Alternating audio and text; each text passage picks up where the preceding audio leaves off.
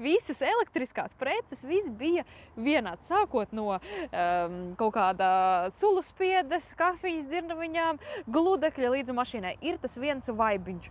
Nu, protams, te būtu ko darīt, es jau redzu, pārkrāsot un tā, un bišķi pametināt. Tā kā manai epoksīda rozīte. Nu, forši, versija, luksiņš. Un kas man patīk, šitas vēl ir 80. gadu luksiņš. Hromētās detaļas, hroms nav tās plasmas, 7. jau nāca plasmas. Vēl ir hromam, nu, te būs bišķi jāpastrādā, te ir jau šitie rūsas plankumiņi, bet tiksim ar to galā. 4 fāres, viņam žiguļi, ar ko interesanti. Moskvičam 4 fāres nāca tikai eksporta versijā. Žigulis piedāvāja savējiem jau.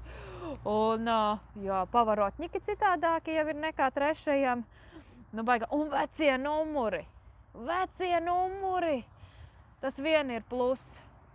Tā ceļams, taisāms augšā. Jūs zināt, kāpēc ārzemēs viņu sauc par ladām, nevis par žiguļiem. Tāpēc, ka Francijā, tā kā teica žiguļi, viņi domāja, kas par žigulo.